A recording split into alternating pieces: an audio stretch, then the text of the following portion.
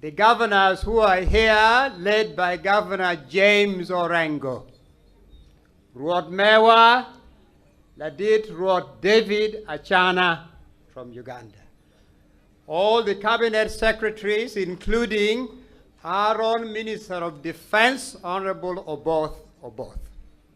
And all the leaders here, we especially thank Piny Luo for the leadership and for the message.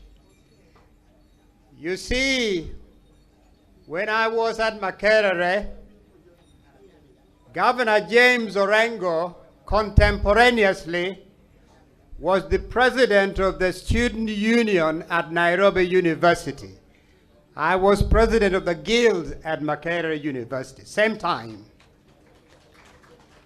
And a great and brilliant leader had gone ahead of us. One of the most iconic presidents of the guild, Makerere Guild ever, is none other than Governor Professor Peter Anyang' Nyong'o of Kisumu. So in a very special way, this is a reunion of sorts. Today we are at the foothills of Got Ramogi. You see outside Gulu, there is Got Lamogi. The R and L became interchangeable because of our association with the Bantu. But outside Gulu in Amoro district is Got Lamogi. Some of you will know that in Africa's history, one of the fiercest resistance to colonial intrusion came to be known as the Lamogi resistance. That's when the Lamogi clan at Got Lamogi outside Gulu mounted a fierce resistance to colonialism. The colonial order only subdued them after the use of chemical weapons and starvation. So one of these days soon, I hope, you will come to Gulu, you will go to Got Lamogi. Now, Piny Luo, what does this denote to us? Piny Luo denotes three things to us. It denotes the Luo people. It denotes the land inhabited by the Luo people, Luo land, wherever they may be. And it denotes, thirdly, the interwoven Luo civilization. That's what Piny Luo denotes to us.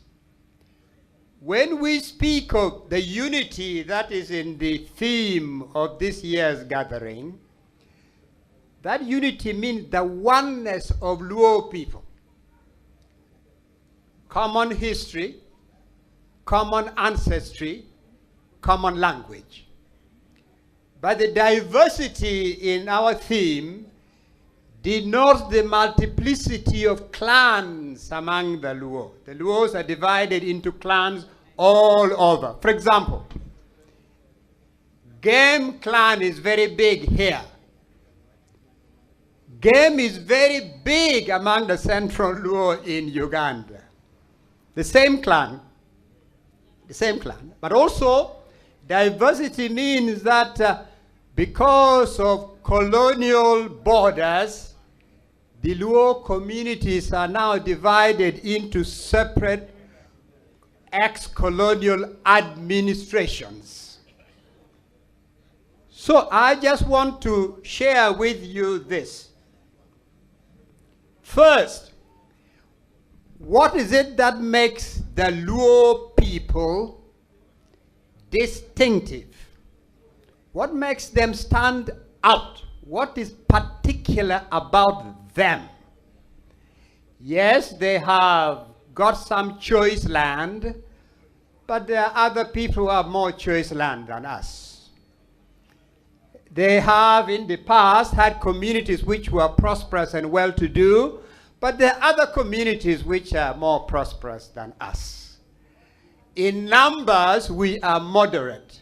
There are many communities much bigger than the Luo community. But what is distinctive about the Luo people is Kitwa. That is what is distinctive, Kitwa.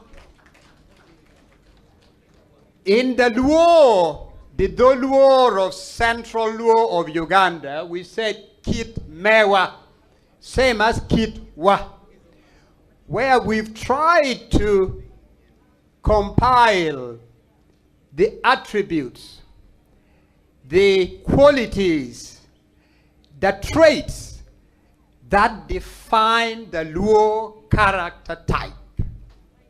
We've just published this 2 days ago in Gulu, and there are copies available here. I suppose what is here isn't very different from the character type here. For example, among the Luo, it's very important to be lagen, to be trustworthy, to be faithful, to have fidelity.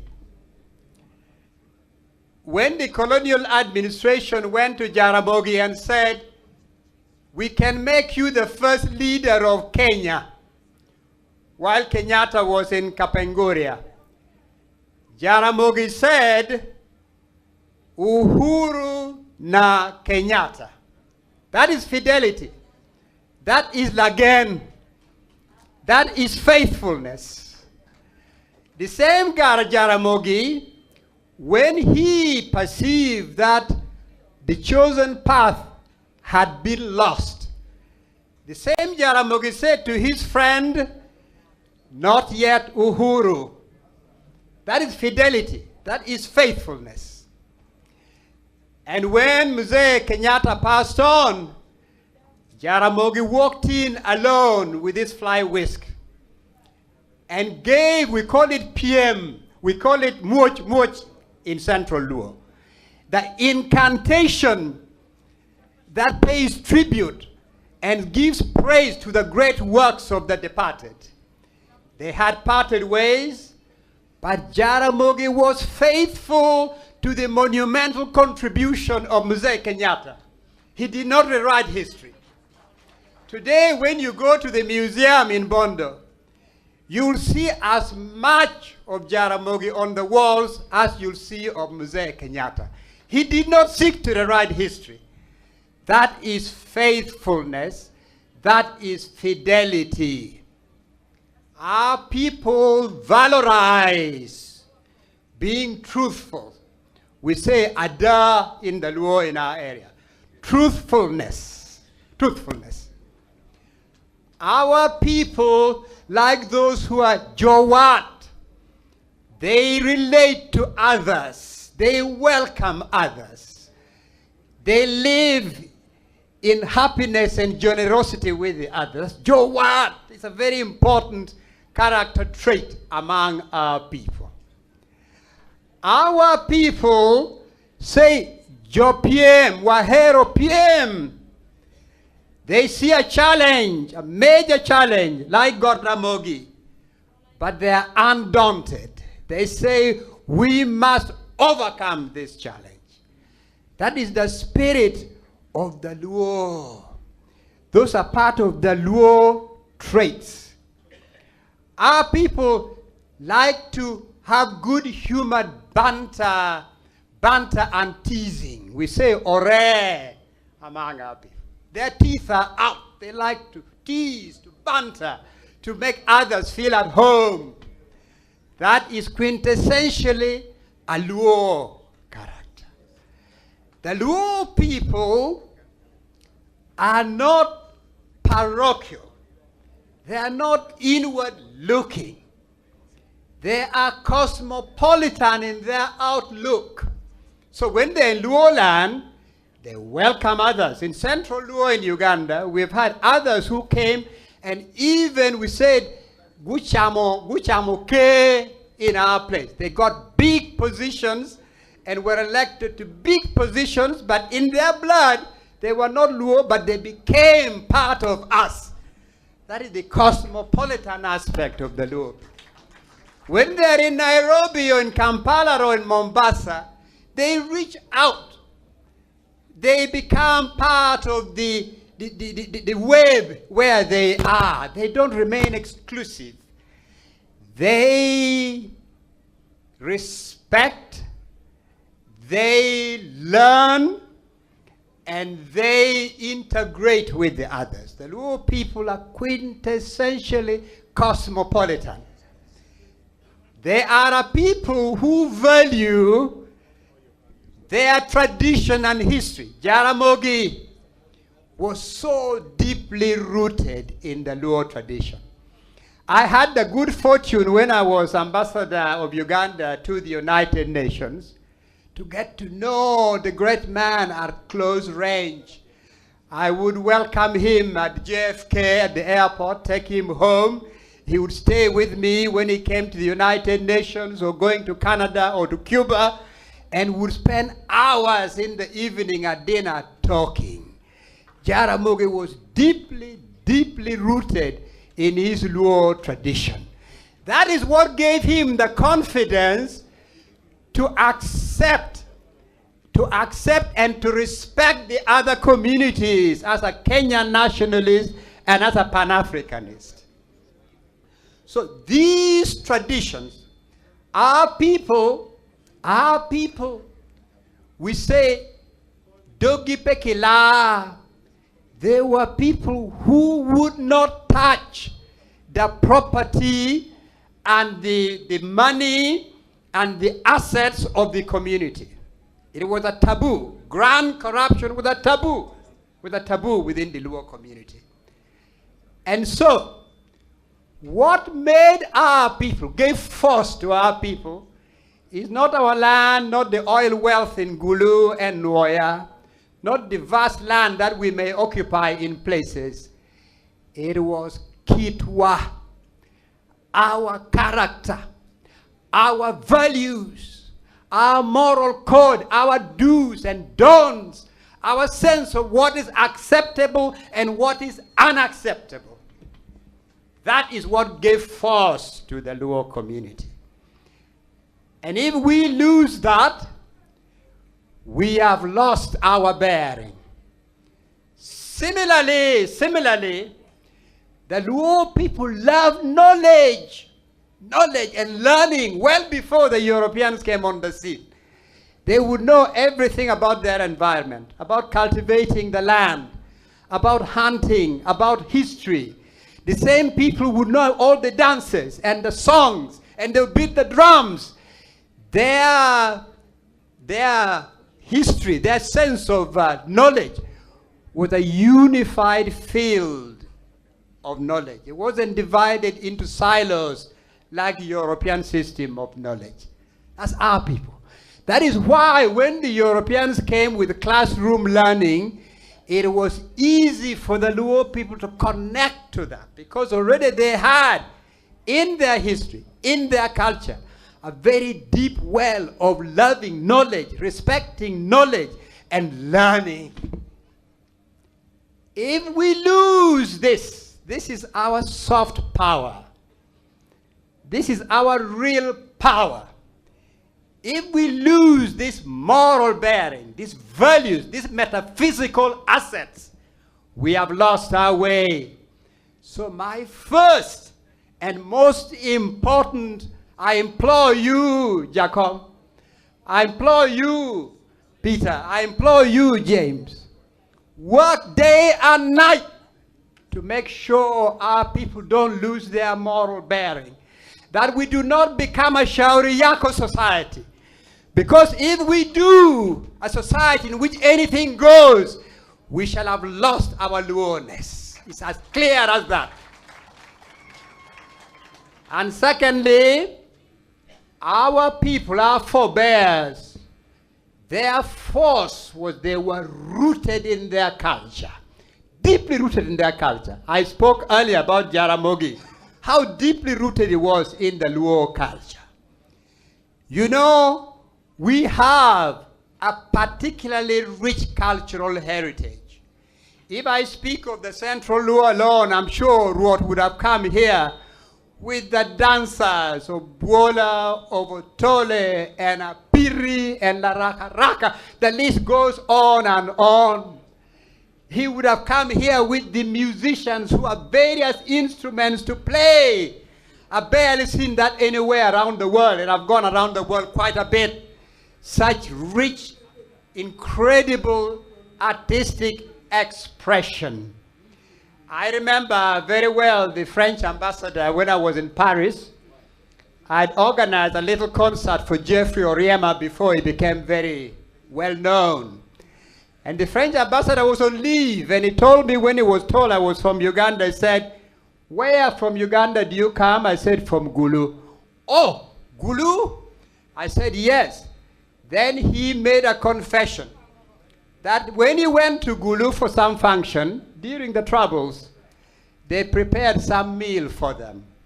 And the French ambassador said, "As you know, we the French, one of our items of great pride, our calling card around the globe, is what they call our cuisine." But the French ambassador confessed to me he was shocked to discover somewhere in the middle of Africa, a community he had barely heard of had a cuisine that was more exquisite, that was more plentiful than the French cuisine. That is our culture. We have something called ododo. I don't know what you call it in the Luo here. Ododo are the fables, very elaborate fables about animals, about the elephant and the hare and the lion, but they tell moral stories to the young people, which we tell to our children at Wang O, the fireplace. I've not been anywhere around the globe where I've seen such elaborate and intricate and really important stories as our fables or our ododo. If we abandon our culture, if we abandon our cultural roots, we shall be a floating people with no force and no energy and no power. If we abandon our language, we no longer speak it, we don't read it, we don't publish it. A language which is not spoken, which is not published in, dies. This rich culture will disappear if we don't embrace and reinforce it. That is my second message to you all, Jatela, who are here for our people. And then thirdly, I said earlier, this is very important. There's a reason why the Luo have been such committed nationalists, whether in Uganda, in Tanzania, in Kenya, wherever they are, but also such passionate Pan-Africanists. There's a reason for that. Because of the cosmopolitan DNA in us. That's the reason why. Don't abandon that. Do not embrace discrimination and segregation. It is not in our DNA. We are a free people, a liberated people. We embrace others and their cultures. We respect them. We just do not want anybody to disrespect anybody else. That is all. That is all. That is all. That is all. We do not seek hegemony, domination. No, not one bit. We want mutual respect. We want equal opportunities. We want everybody, all of us, to have our place under God's sun. So let us not lose our cosmopolitan character. And then, I want to say this to you. Among the Central Luo, the Acholi community in particular, listen to this carefully. The Acholi community is facing an existential situation. Existential situation means you are delicately balanced between certain death and survival. That is where that community is hanging right now. The Central Luo community has radically and comprehensively collapsed. You heard me right. It's a radical and comprehensive societal collapse. The culture of which I spoke, the educational capital and heritage that one can speak of, the music and dances, the prosperity of the progressive society that was, and our moral order above all has collapsed. This thanks to some 20 plus years of warfare between the government and various rebel groups, and the internment of the entire society in camps for 20 years, in conditions that many of you are familiar with. That has produced a radical, comprehensive collapse of the Central Luo society in Uganda. Just now I'm coming from Gulu, where we had a convocation called Goreme Pongduo, Convocation of Pongduo, because the first convocation we had last year was in a place called Pongduo. The reason for that convocation, which is being led by our Chief Justice in Uganda, Alphonse Windolo, and myself, is we gathered all our leaders across the spectrum and said, faced with this existential situation, what can we do? Not what the government can do or what the US can do, but what can we do? And we decided that we must come together and make every effort we can in our weakness, in our vulnerability, in the collapse which has taken place, to save this society from extinction. That's the reason for Goreme Pongduo, which we had first last year, and the second one we've just now ended yesterday in Gulu. I bring to you greetings from Chief Justice Owindolo, who wanted very much to be here, but couldn't make it. And our message to you is that the Central Luo of Uganda was a hugely important pillar of the Luo people. I say was, because of the existential situation we are facing. The Luo people and Luo civilization is much the weaker without that pillar. It is in everybody's interest, all well-meaning people of goodwill, women and men of all communities, to join us to work to rebuild, to restore, and to transform a fallen society. That is why just 2 days ago, we came out with these two publications. The first one is Chikpa Kara. This is the commandments of the community. Kara is the community. Kara is the society. We looked into our society, saw the moral collapse, a society that was so morally strong, had clear do's and don'ts, and we are now floating. And we've come up with this. The Attorney General of Uganda said, there is nothing in this that collides with the Constitution or the laws of Parliament. You can proceed to work with this and enforce it within the Luo community.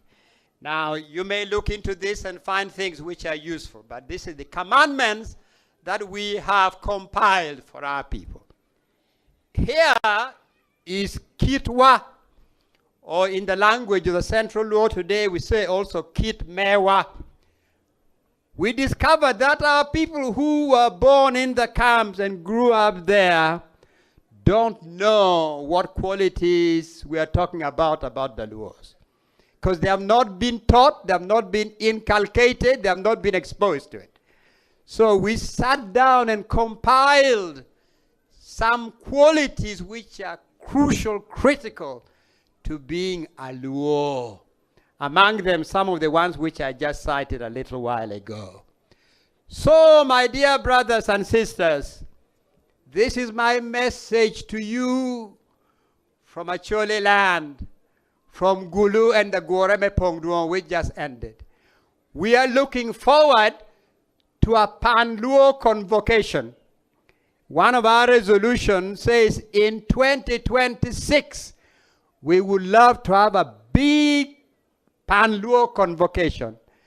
It can be here, it can be in Uganda, it can be anywhere, we can discuss that. But we want a big Piny Luo convocation. Finally, my message to you is this. I have had the opportunity to be associated with the United Nations and other international organizations. With the African Union from the time it was the OAU. I was actually there when the African Union was formed. I've worked very hard to strengthen some of its institutions. I know what it takes to be a leader of nations. I know what qualities are required to push Africa to the next level today. Africa needs a person of conviction, a person driven by conviction, not self-interest. Africa needs a person who's gone through the baptism of fire, who has fought the struggle, who knows what it means to be in the dungeons. And Africa needs somebody Machunye Tech, somebody with courage, somebody with a somebody Magene. Africa needs somebody Machunye Tech. Africa needs JPM because we have so many challenges to overcome. The timid, those who are easily daunted, cannot face those challenges. And above all, Africa needs a person who is passionate about the well-being of the ordinary people, of the ordinary Africans across the land, across the entire continent, and to whom segregation and discrimination along sectarian lines, along ethnic lines, along national lines are foreign. And so, it is not because he comes from here, it is not because Jacom is a Luo, but because this is what Africa needs today. That a few months ago, my friend Salim Lone and myself wrote an article which has been widely syndicated across the globe, recommending with all our heart and all our force and all our conviction that word Tuan, that word Luo, that Jacob, the blessings of all our ancestors, the blessings of all our people, all the Pan-Africanists who preceded us, that those blessings may shower upon him, because he's a leader Africa has been waiting for. I thank you, and God bless you, Joey, Erokamano.